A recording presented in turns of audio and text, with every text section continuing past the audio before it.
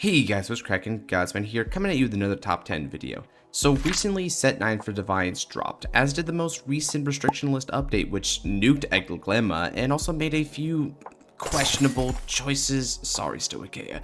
And as such, the thought on everyone's mind is, what are the best decks right now? And today we're going to be taking a look at just that. Now, a couple disclaimers. This list is based on personal opinion, as there's still potential for a lot of decks to make a splash here, so the list will combine recent meta history with personal conjecture. Furthermore, this is the JP meta we'll be looking at, which means that some of the previous top decks will be significantly hamstrung compared to the lacking English format. Anyway, with all the explanation out of the way, I hope you enjoy. So let's go ahead and start with some of the honorable mentions here, as there are some decks that used to be quite strong and were pretty consistent toppers, but after the recent changes, the times have moved on and left them behind, in my opinion. Now, first and foremost, we have Rezael, a former king of the Set 5 era of Standard. Rezael has since fallen from grace due to being outclassed by the current meta. Although powerful, Rezael struggles to keep up with sheer speed and ferocity of the big dogs, especially after losing Saragon, his big dog. Bear in mind that the English format still has Saragon, so this is purely a JP thing. Without the pup, Rezael has much more tame early games and is unable to farm as much deliberate hand as before, making it less consistent and more fragile overall. This ties into its piece-reliant nature, and not opening some of your best units like Noberis can seriously limit your play pattern. Make no mistake though, the deck has a very strong divine skill, great drops on recursion, and not to mention Gabrielius and Rifistor are still quite threatening as offensive pieces, so its attack is good if you can see the cards, but the road to getting there is dicey to say the least. It hurts to say as a Rezael main since day one, but our fated king will need to take a knee for the upcoming format. And like Rezael, the Destined King Overdress is over in honorable mentions. He's in dire straits after losing a couple copies of his key rearguard Sharma, another JP exclusive hit. Nowadays in the JP format, Overdress is prone to breaking, relying heavily on the finite search options and the draw power from Infinity Eyes to tutor its leading lady. And even when it does stabilize, the high octane offense of the format's heaviest hitters can still knock Overdress to the ground.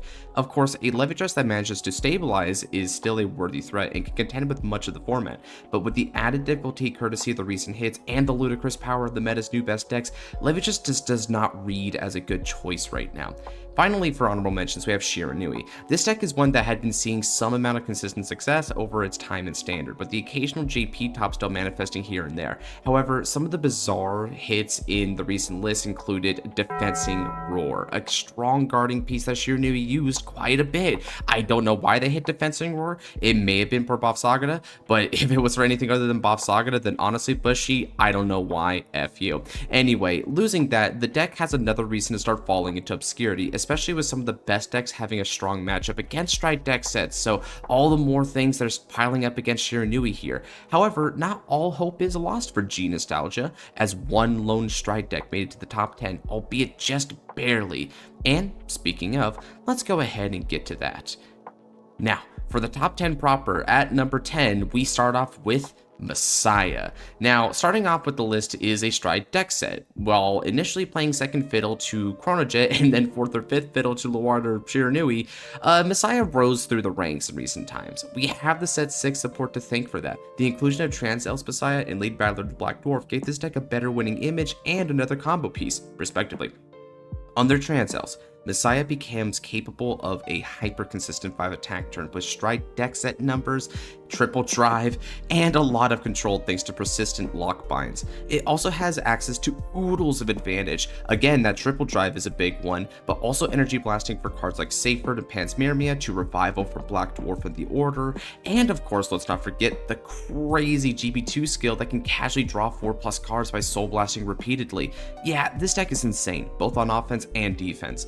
All that being said though, it still doesn't go too far on this list because of the critical failings of being a Stride deck set. They have a weakness to going first, as in they do not like to go first and can be rather slow as a result. Furthermore, despite being probably the best of them, Messiah is still piece reliant, can brick which hampers its momentum significantly. Furthermore, some of the most powerful decks in the format like Basaga and Virgil actively get stronger if they go second, so Messiah has a poor matchup to these decks.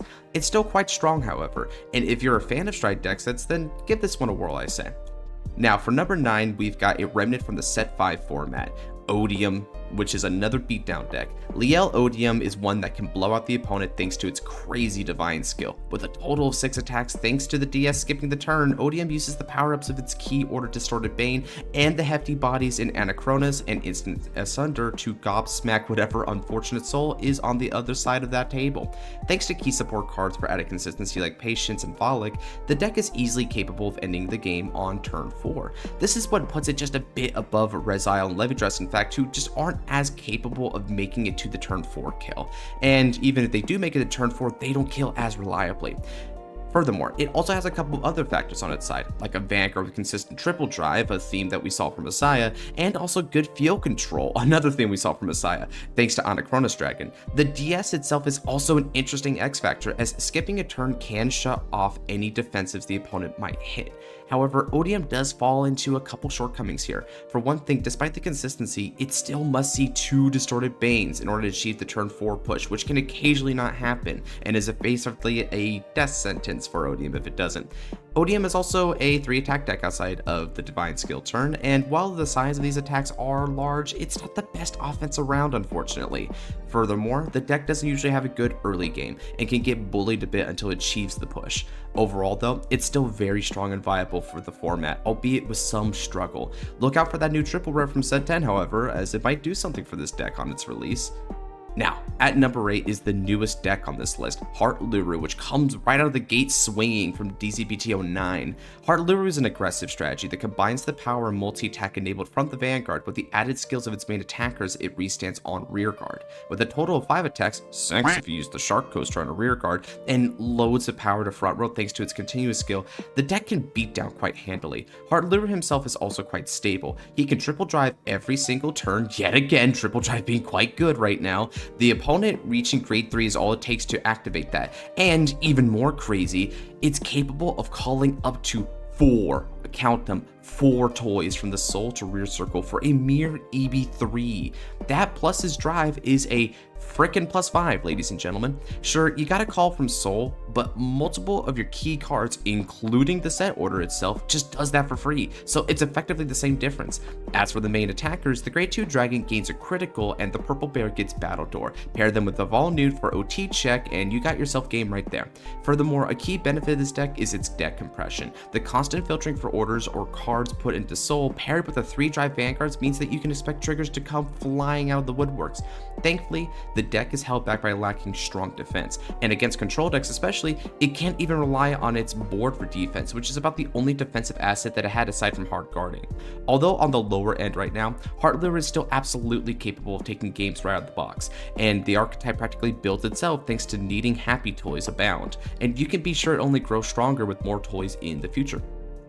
Now, over at number 7 is one of the most aggressive Stoicheia decks out there, Leonororn. This Bandmaster is all about whipping up a symphony of pain for the opponent, and this is mostly due to Leonororn Vivace herself, a card from all the way back that, like Dragold, reminds us that DBT13 was a crazy set with stupidly strong cards still viable even in the modern format. Vivace allows for a massive Vanguard swing by boosting with its entire field before then restanding any 3 units of choice after battle, including herself. This grants upwards of 6 attacks with 3 drives behind it. The support units here are essential though, with the Rosarium Fairy being practically unfair in its ability to generate 2 tokens and, more importantly, adopt the power of a back row unit, which is why I nickname it Free Fairy. And given that this back row adoption can include beefy boosters like Luster Impact, who also draws as well when it restands, the deck can reach some impossibly huge attacks with good advantage to back it up. Another very strong aspect of the deck is its early aggression. Due to Rosarium Fairy and the Roro Ride Line, the deck can achieve a full board as soon as turn 1.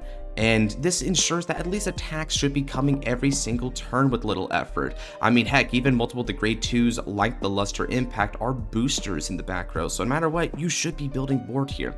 The thing holding the deck back, however, is that it's a tad frail at times. Like Heart Luru, it lacks a strong defense compared to the big dogs of the format, and it's also slow, as Vivace is a turn 4 play no matter what. So unless you're willing to mask up, the deck going second could struggle mightily here.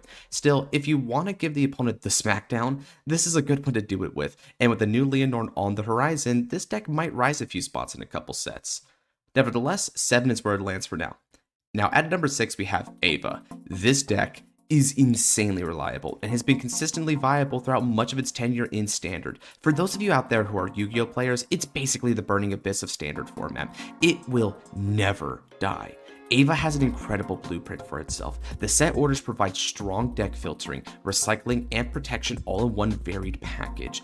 Ava herself features strong search skills and the ability to superior call Obfuscate for a vicious multi-attack. Speaking of, Obfuscate himself comes in two forms, either the 23k 2-crit behemoth or the front row attacker. This allows Ava to pressure damage or to get rid of problematic rears on the front row.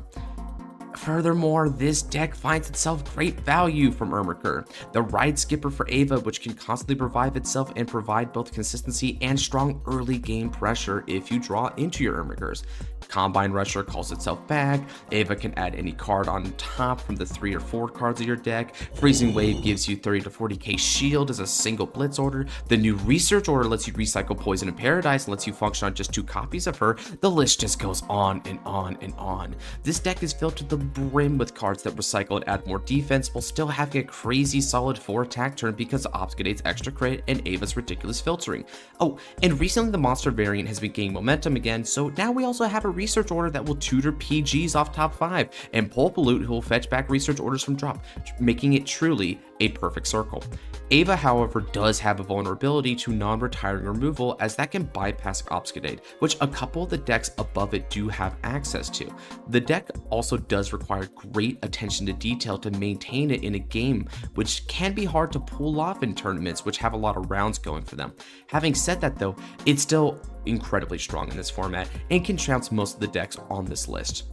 And cracking the big 5 is Big Mommy Manurva, a deck which got a transformative wave of support in the latest set, that being set 9 for Divines. Now, over time, Manurva has been slowly gaining strong tools to help make it more consistent, such as Coco, the new Nebula Knight orders, and all sorts of other generics. However, with Manurva herself being lackluster, the deck lacked the win condition necessary to truly seize the day. This all changed with set 9, which gave us Almighty Manurva, a grade 4 retrain which comes with a massively powerful skill, allowing her to restand herself, do a total of 4 drives, boost the front row by a total of 15,000 power, and achieve 6+ attacks in a single battle phase. Wow! And unlike most grade 4s, which suffer from the crucial weakness of being rather slow and having to wait till turn 4, this grade 4 is a bit faster, allowing you to superior ride herself from the soul and do your big plays as long as the opponent is grade 3 or greater. The restand skill is also powerful in more subtle ways, as it procs on attack instead of the end of the battle. This timing difference is important because it allows you to superior call your Melissas and Chamomiles in time to see your initial triple drive and partake in whatever drive triggers you may have from them.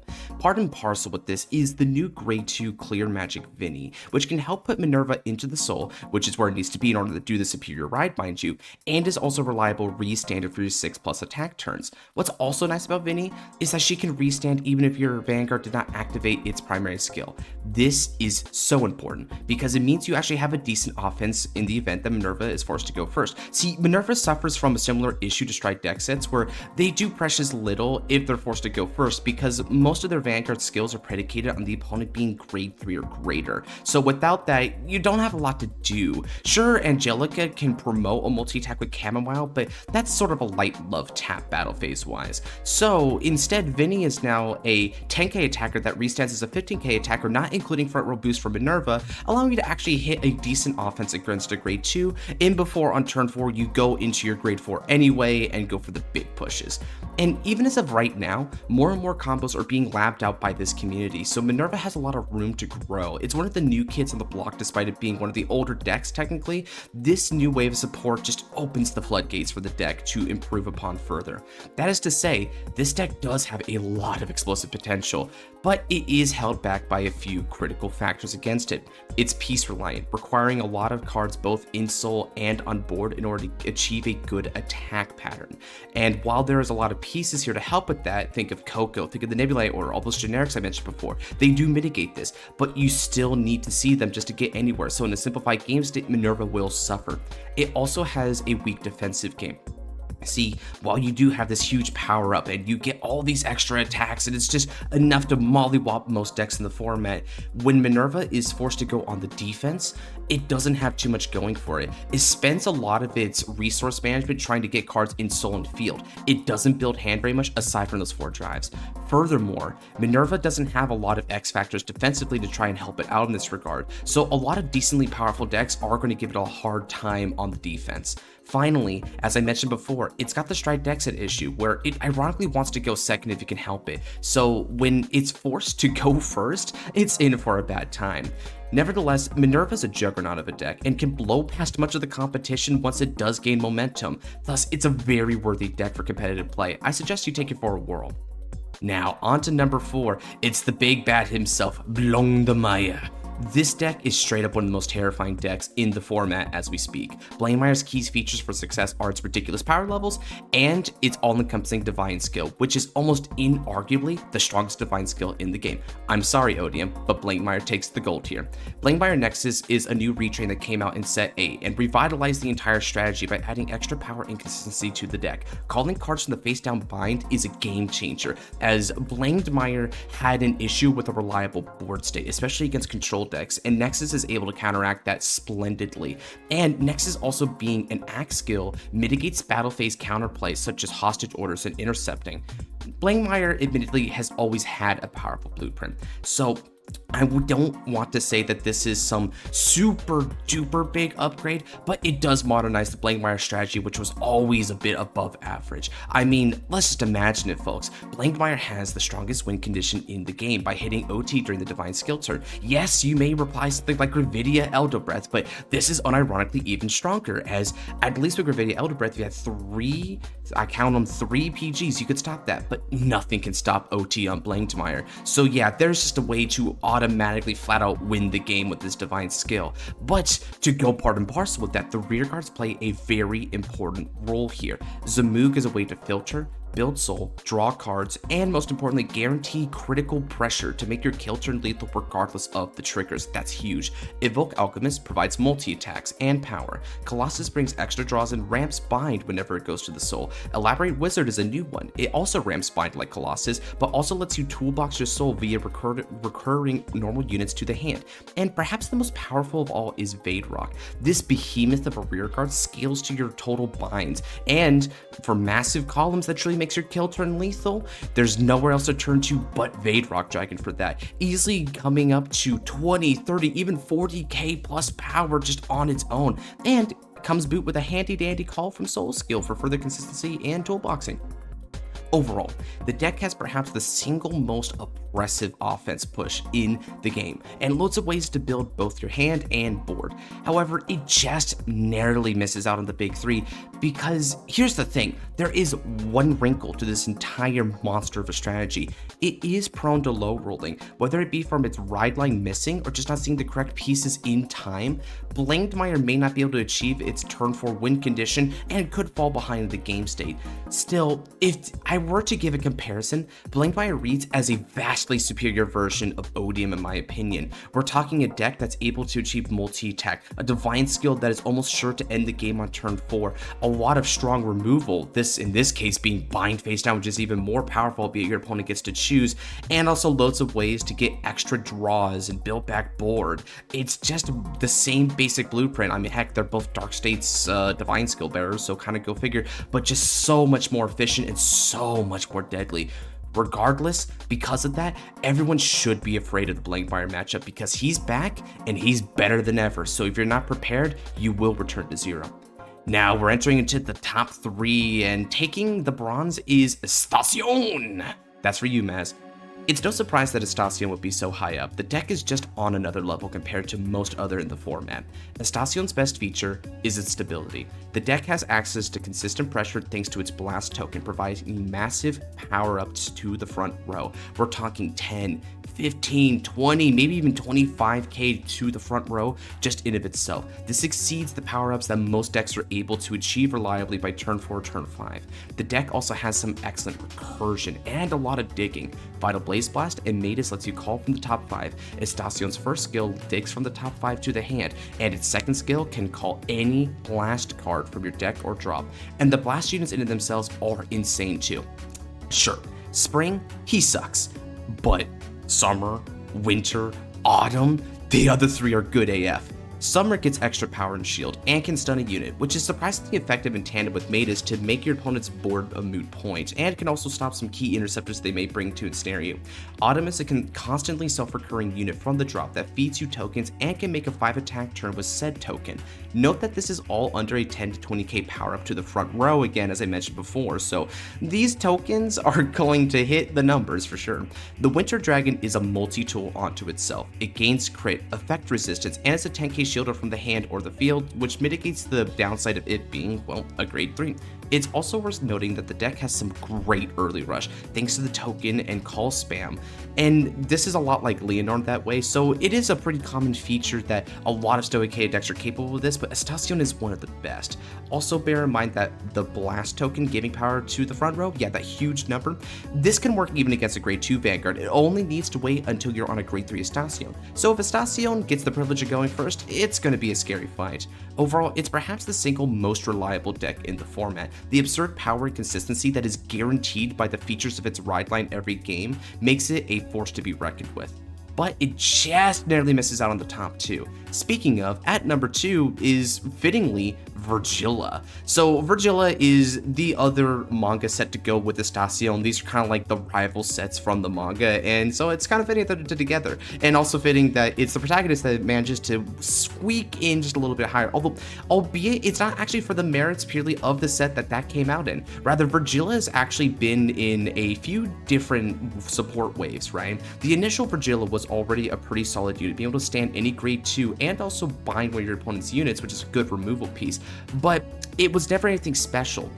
Even when it got support in its dedicated product, it still wasn't quite there yet. So seeing this deck so high up may be news to some folks, but believe it or not, it got like the biggest glow up ever with the rise of Elf Knights. Now, Elf Knights is a Virgil promo that actually increased the power of the deck like several fold. And the reason that it does it is because it provides one of the best offensive pushes that we've seen in the format thus far. It's a 5 attack turn with some beefy rear guards and a very threatening Vanguard that has 3 drives, where we heard that before, and possibly astronomical numbers thanks to Stardust Blade. Or alternatively, if you use the new finishing order of the deck god, you could be swinging some even heftier rear guards. So regardless, you're going to have a ton of power to push on the opponent as soon as turn 3 rolls around, assuming you go second. As I mentioned before, this is one of the decks that prefer to go second, ironically, because they can go right away and jump the gun to their biggest push.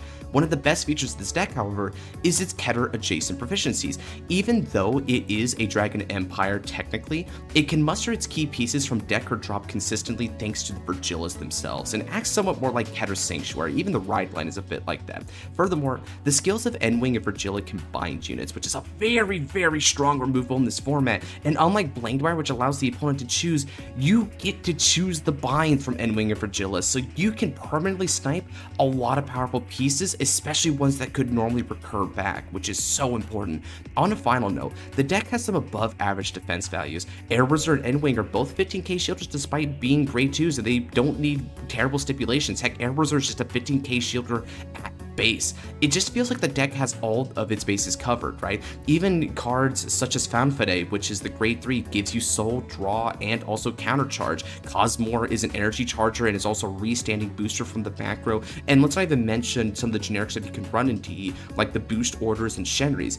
There's just nothing that this deck couldn't theoretically be really good at.